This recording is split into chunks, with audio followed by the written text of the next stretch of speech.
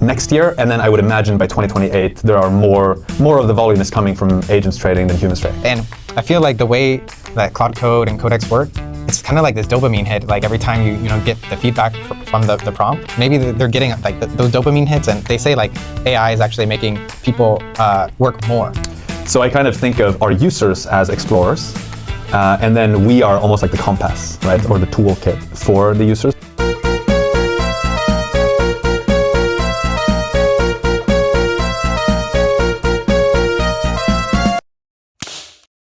All right, we're here with the CEO of Nansen AI, Alex. I think now's a great time to be interviewing you because AI is really taking off.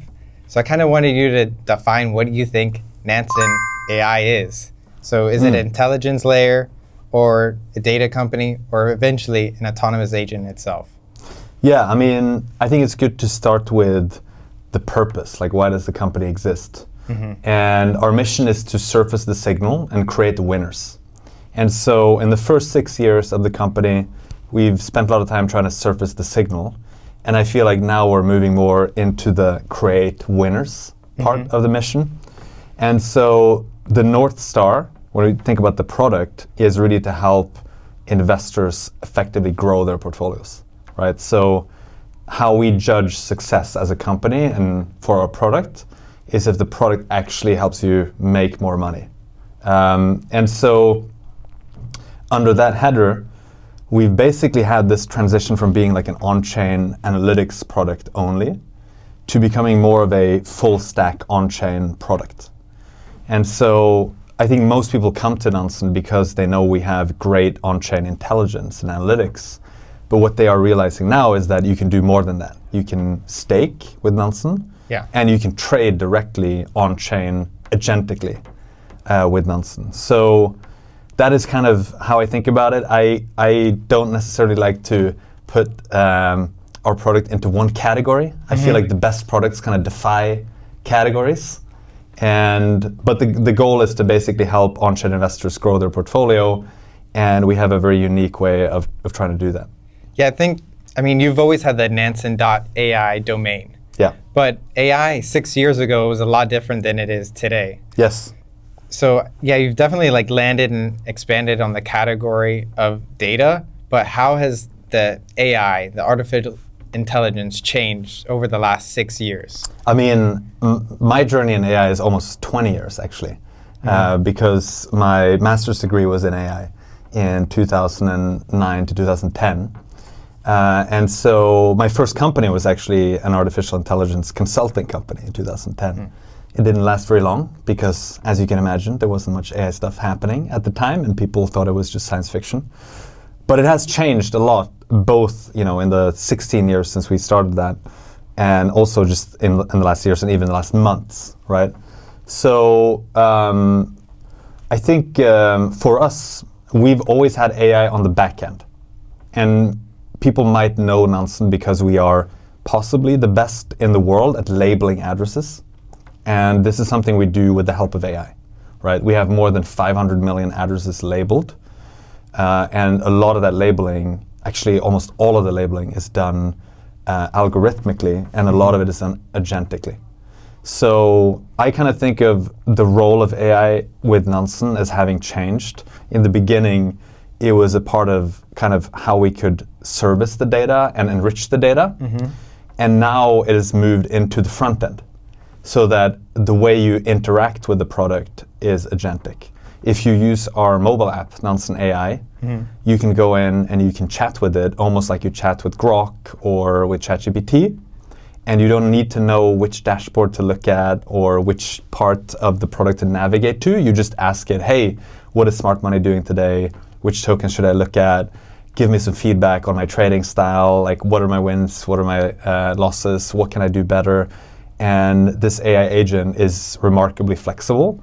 And it can even place trades for you, which is pretty cool. So you mentioned navigating a few times. And I know the story because you told me behind the scenes. But you want to tell the story about like who Nansen was and how you like, do you see him as like kind of, because you're exploring on-chain data, Nansen was an explorer. Yeah.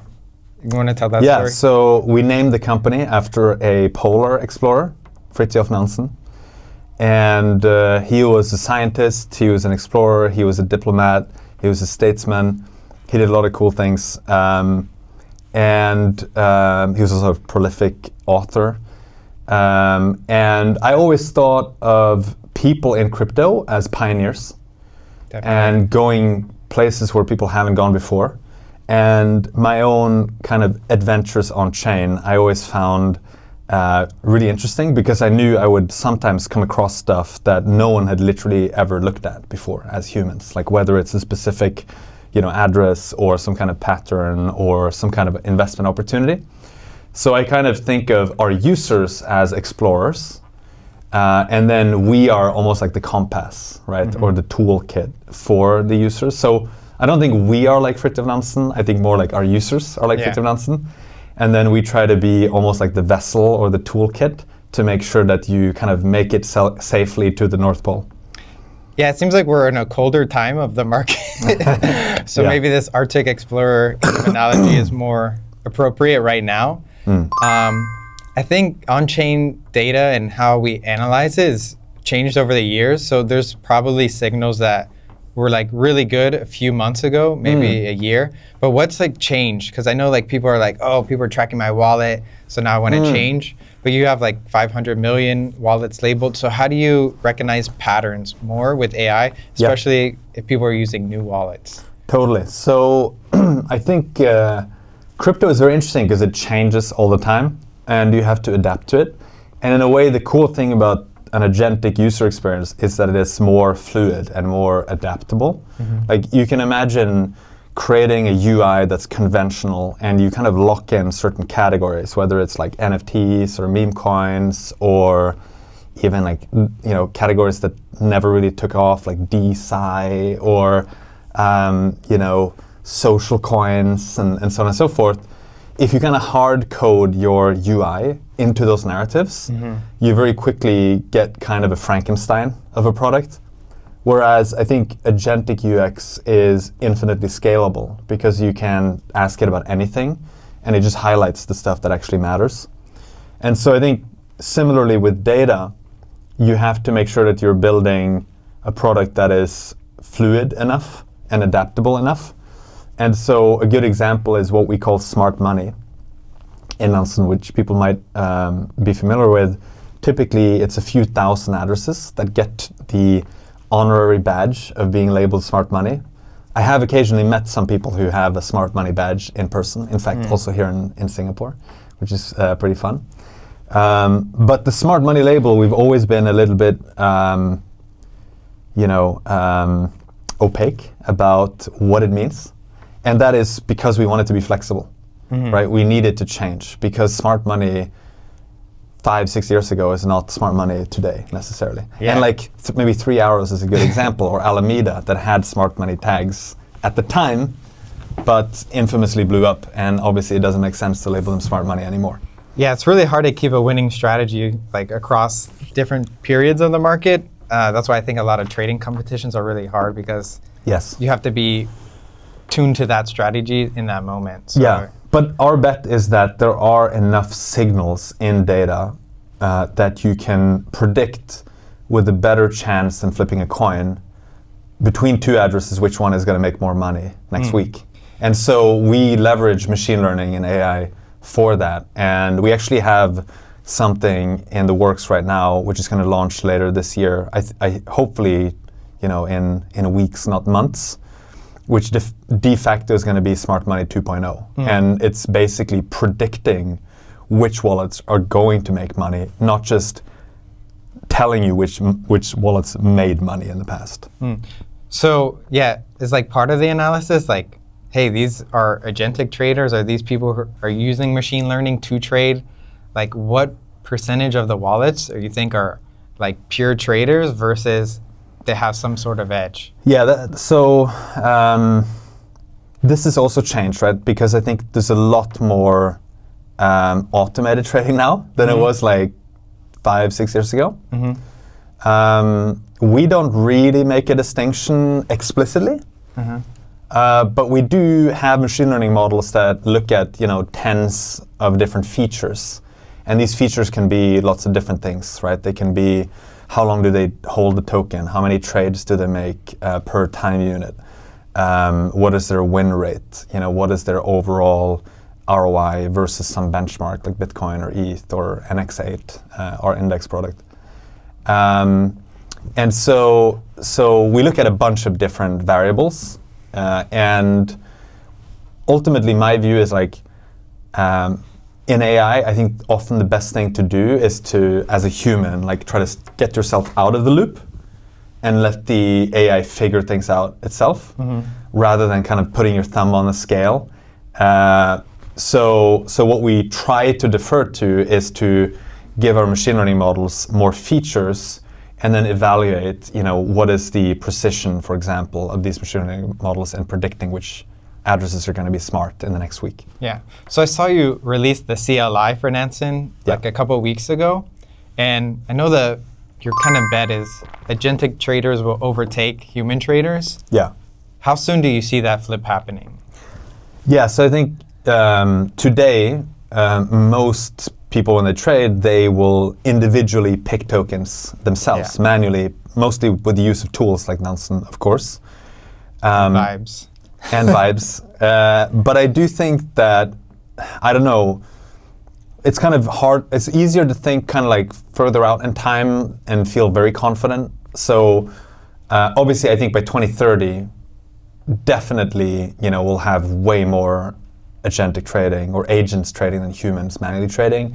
But I think probably even sooner, let's say 2028 maybe. 2027 is going to be next year, which is probably the year when you see a big transition and people start getting more comfortable with letting agents trade on their behalf. It's a little bit like, think of coding, manual coding, vibe coding, and then agentic engineering, right? We'll go through, I think, a similar phases, and we are pretty solidly at the manual trading step still. So my bet would be vibe trading is going to get a lot more popular this year, and then agentic trading, where you let agents fully and autonomously trade on your behalf, is going to get really big next year. And then I would imagine by 2028 there are more of the volume is coming from agents trading than humans trading. Yeah, there's not that many safeguards. No, I feel like maybe there is some people, but it's probably just a handful who are trading in 5 figures with agents. Yes. Yeah. Yeah, and then it makes sense. There is kind of a trust ladder that you have to climb, both as a user, you have to get more comfortable. You have to see this and gradually take yourself out of the loop. And I think we as a product have to kind of deliver a similar ladder. We can't go straight to hey, just put your money in here and hope for the best. You have to say here's a way that you can trade with our agent as a co-pilot, but you are clicking the execute button on every trade. Yeah. And then you're actually, I feel like I don't need to click that button, and so why don't you just let it automate it? But you still, might want to see the trades or get a notification or something like that. And then at some point you maybe switch to, let's give it a vague strategy.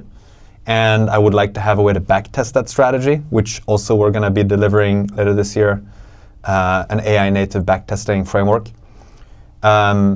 And then you want to let it trade eventually, autopilot, right? But you have to do it on a trust ladder. I don't think it makes sense to go straight to autopilot. A lot of companies are going to give you tools to do that, and people are going to lose a lot of money because they're not going to be good enough. And if we're being honest, I think, it's a little bit irresponsible to do that. That's not what we want to do. We want to build for the long term. So our approach is to take more of a trust ladder approach. Yeah, I think, and we could get into this, a lot of people have been trying out OpenClaw, and then they've been oh, it's doing so well, maybe I will give it access to my email or this other thing.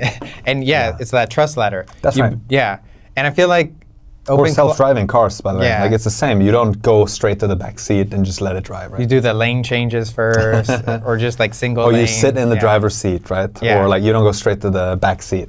Yeah, Europe just opened up autonomous driving. A little slow, but yeah, I've been using it when I was back in the States. I used it in Shenzhen about a month ago too. I went straight to the back seat, but I think I'm kind of unusual in that sense. Yeah. We still have the manual override, but yeah, I think in Shenzhen they have like the fully autonomous. Yeah, we weren't even sitting in the driver's seat, so I don't think there was any way we could take over. So yeah, I feel like, and you could correct me if I'm wrong, but OpenClaw kind of accelerated your agentic trading strategy? Yeah, I mean, so first of all, I think OpenClaw was like one of the most iconic moments in software history. And we use it a lot in the company. We actually have more OpenClaws at Nansen than we have humans at this point. So we are very heavy users of OpenClaws. For the trading agents, we actually use PyAgent. We haven't released the trading agents yet, but in our early versions in-house that we are experimenting with, we don't need the full harness of OpenClaw. And so we've kind of stripped it back to just PyAgents, which are more lightweight, and we're also trying a few other things. But I think generally speaking, yes, for most people, it is so much easier now to just create a trading agent with OpenClaw, for example. It's probably a little bit overkill if you only need it for trading. But yeah, I have a couple of OpenClaws that have access to the Nansen CLI.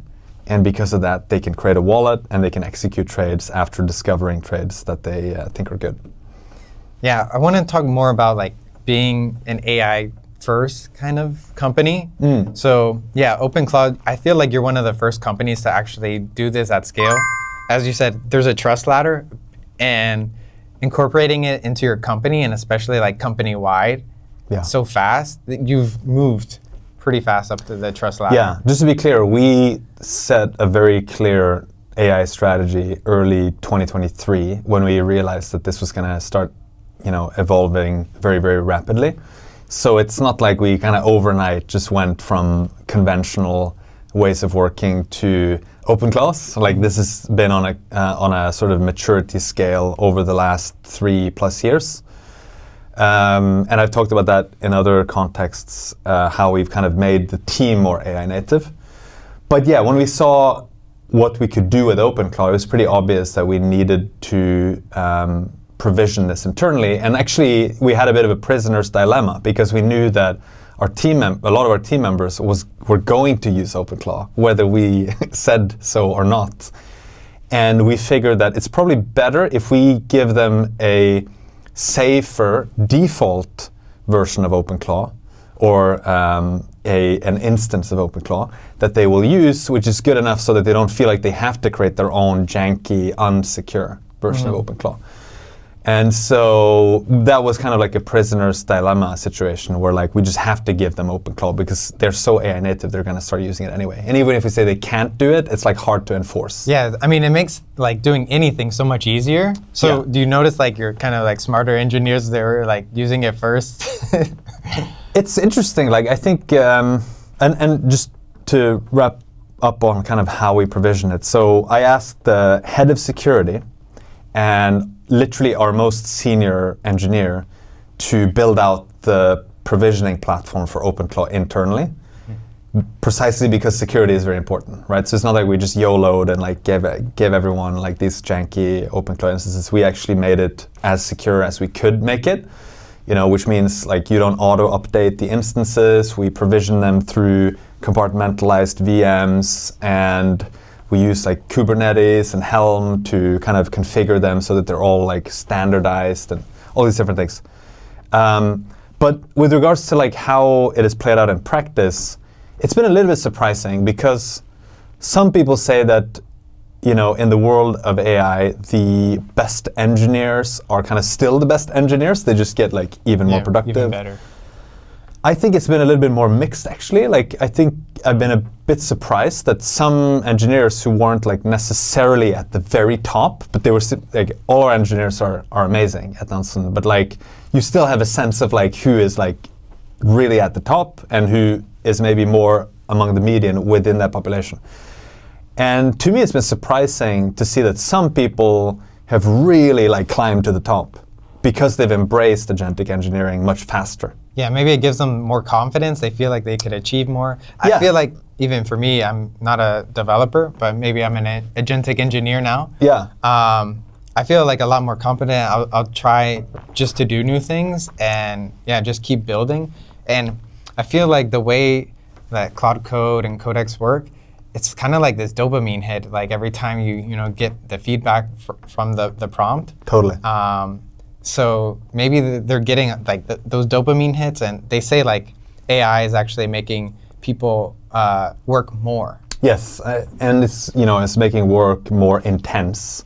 Yeah. And I see more people like butting heads internally, which like we are a very kind of positive and like happy workplace where people get along. But I will admit, in the last couple of months, I've seen more like people butting heads because the work gets more intense. Mm-hmm. But I think also it means like people care more and they have more opinions, which I think is good. But I've thought about this a bit, and I don't know what the answer is. I think there's something about personality type that determines how much you embrace AI. And I refer to this as a new way to work, right? So the product we're building is a new way to trade. The way we work at the company is a new way to work. And then specifically for engineering, it's a new way to build, right? These are fundamentally new ways of doing things. And I think people who are a bit more open-minded tend to do better with AI. I think also there's a funny paradox, which is that you're less likely to use AI in an area that you know very well. So let's say you're an engineer, you're more inclined to use AI for design or product management tasks because you don't have the skills to do them. So now you can do them. Then you are using it for your own core job. But if you're a designer, you're more likely to use AI to code something. And so this creates this kind of weird paradox where, in a way, sometimes you see someone who's like not, let's say an engineer, end up moving faster because they embrace agentic engineering faster. And so you don't identify as an engineer, but it could be that you're actually more productive than a lot of engineers, especially the ones who haven't embraced AI. Yeah. Right? So there's also like this weird thing that's happening because meetings take up a lot of time. You could just build the thing that you were going to have the meeting and showcase it. You don't have to have like a whole team do a whole sprint. That's right. So how do you feel like how fast have you been shipping compared to last year? I actually posted a chart this morning which shows that our deployment rate per engineer has gone up 4x in less than 2 years. Wow. And so just to be clear, deployment rate here is measured by merged pull requests. So it's not just like junk pull requests, it's pull requests that actually make it into production. And our change failure rate, which is like a metric of how often you ship something bad, has not gotten worse. It's actually gotten slightly better. So 4x output and then basically lower failure rate at the same time. And of course, lead time for change, like how quickly you can go to market from, you create a ticket to it's actually in production, has also collapsed. So like median is below 1 hour in terms of like how quickly you can get something deployed.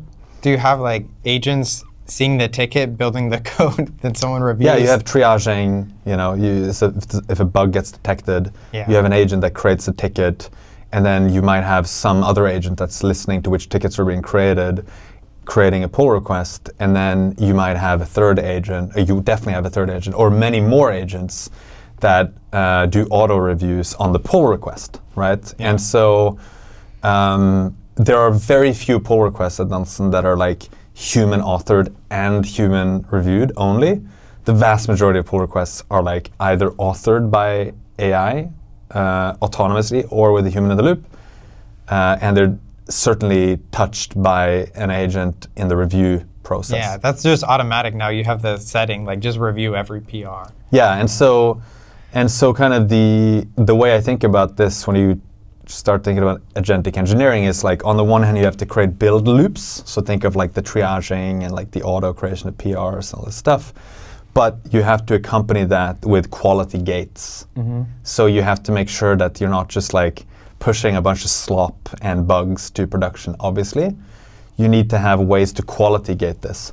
But I think, I sometimes see engineers that are frustrated because you now have like way more pull requests being created. And on the one hand, I understand the frustration, but I don't think the solution is to have fewer pull requests. I think the solution is to like curate the pull requests better and more autonomously, and then make the burden on human reviewers lower, right? You should be able to check a bunch of like transactional kind of easy things through an agent, and then the human has like the overall judgment, like does this make sense? And it might not be an engineer, it could be a PM or a designer, right? Who's like, does this feature even make sense? Do we want the product to do this, right? Is this going to negatively impact some other part of the product? And so on and so forth. So these are more like human judgment questions. And so when you have build loops and quality gates, I think actually human judgment becomes the scarce resource that you have to preserve. And you don't want to waste it on a bunch of like mundane things that like another agent could just review. So did you have to like restructure your teams? Because you could operate with a lot smaller, more efficient teams, and maybe like some that are working on these like long-term roadmap kind of goals, and ones who could just think of ideas on the fly and implement it? Yeah, so we're kind of going through some changes now, but what I would say is definitely I think smaller teams are the way to go.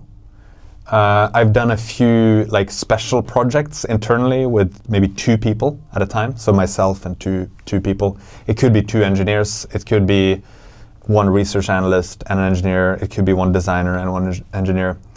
But what I've definitely confirmed is that you can get a lot done in these very small teams.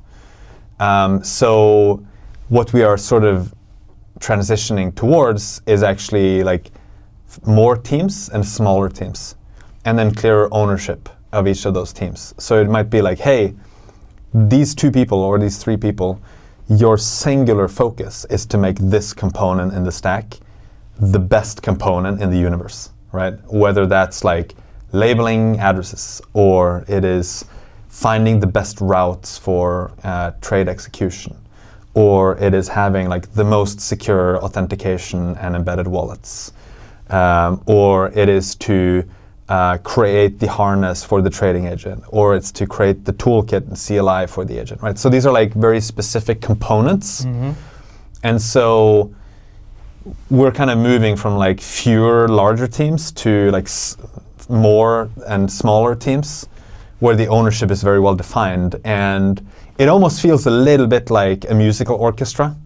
Like if you look at a musical orchestra. I mean, orchestration is like that is literally the key components of AI. Correct. Yeah. But if you look, you have like you have the violins, you have the violas, you have the percussion section, you have the brass.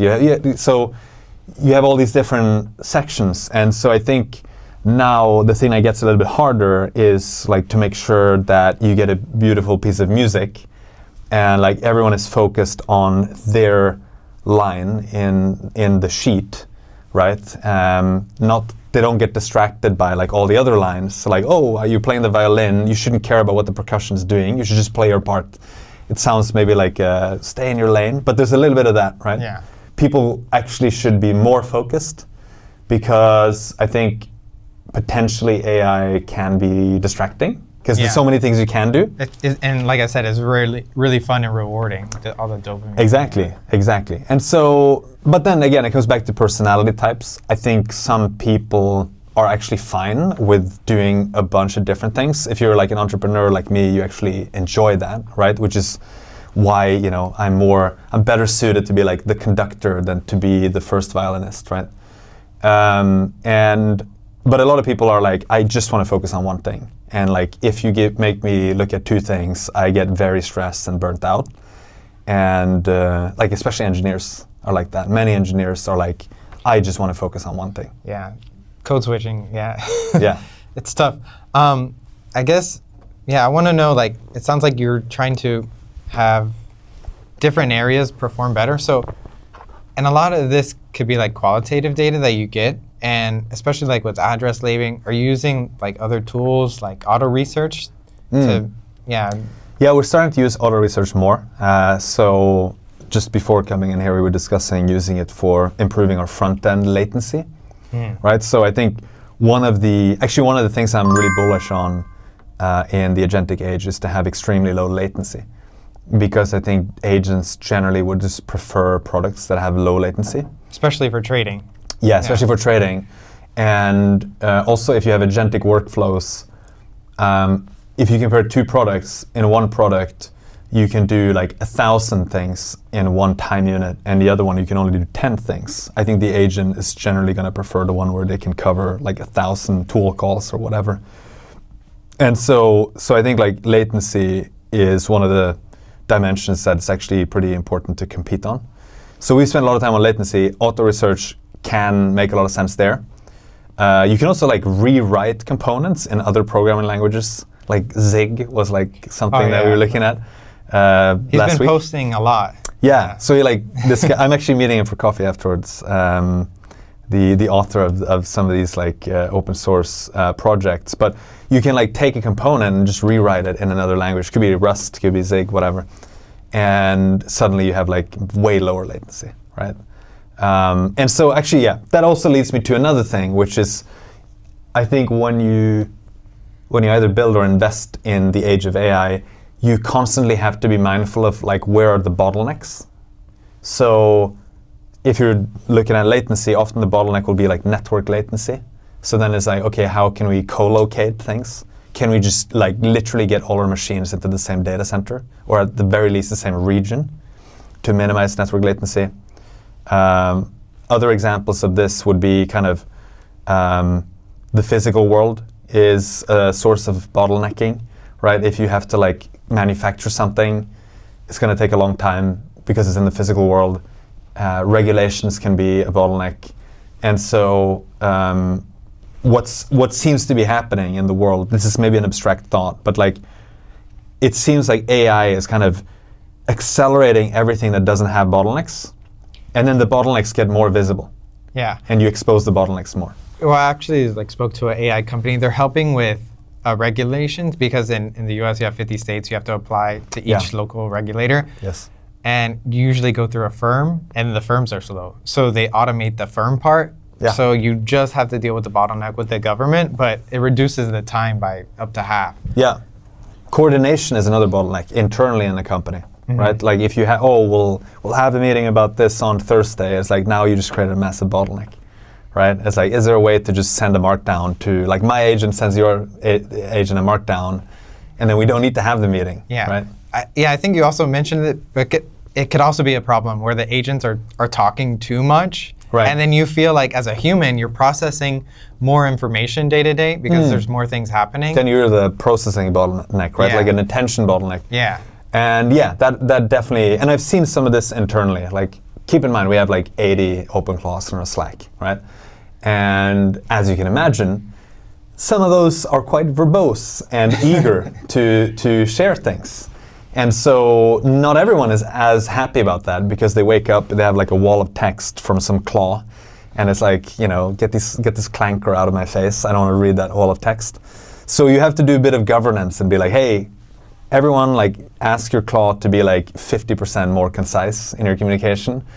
You can even like institutionalize this and put it into the skills that are shared of the claws and like the company context and culture. Actually, you know, we have I think a really great culture at Nansen, and I'm like a culture maximalist. I think if you have a great culture, you can achieve pretty much anything. But it could be that we should have like a claw culture too. You know, like what are the default behaviors of claws? And should we have our own like culture compass document for humans? Obviously, we give that to agents too, so agents know what the company culture is.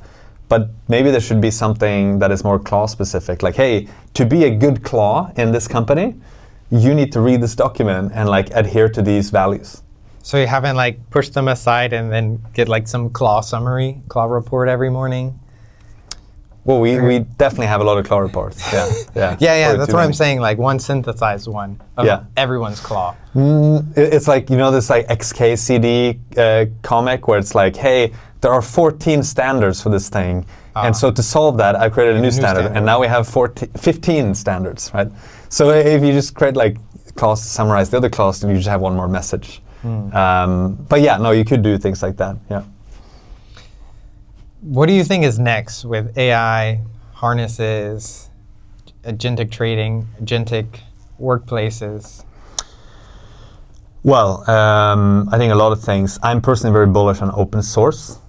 Yeah. So I think OpenClaw and DeepSeek are two iconic moments that show that open source products, in the case of OpenClaw, or open source harnesses, and then open weights models in the case of DeepSeek, are going to be much more impactful than like I thought 2 years ago.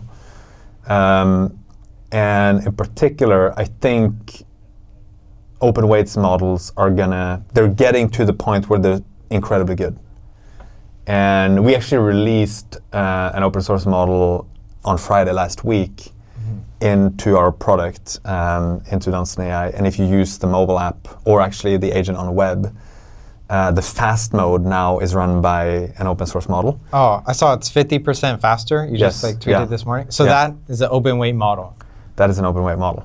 Yeah. And so, well, the fine-tuned version is open weight. We actually did we did a bunch of fine-tuning. Yeah. And like ironically, we ended up going with a non-fine-tuned model, which, because it was less overhead. If it's non-fine-tuned, it's available in a bunch of different providers like Fireworks and so on. You can upload your own LLMs too, but it's like easier if you need to switch to have a non-fine-tuned one. We have done a bunch of fine-tuning, but we just basically realized that the marginal improvement that we could get now was not worth it, so we just went with a non-fine-tuned model, actually, at least for the fast mode. But yeah, it is. I think it's more than 50% faster. The median time to first answer token was like almost 8 seconds, and now it's like 4.8 seconds. Oh. So it's almost half the latency. Yeah, big noticeable difference. Yeah, I'm not going to say which model it is though. Okay, well, I guess we could take a guess. Yeah, you can ask it. See if it reveals it. Did you try that? I mean, I have tried it. It actually sometimes, yeah, I've seen because it. Some of them have been distilled. Yeah. So they will like think they're another model. They'll say they're 4 different models. That's right. Yeah, exactly. Yeah. Maybe that's a trick. Yes. Yeah. Cool. Well, yeah, really appreciate the time. Yeah, especially like learning so much about AI. I think it's like, the future of work, not just like the future of trading, but future of Web3. So really appreciate that you came on the show. My pleasure. I would encourage everyone to go to the App Store to download Nansen AI. And you can go to nansen.ai to use the web app. And if you want to install the CLI, npm install Nansen-CLI. All right, thank you so much. Thank you. Appreciate it.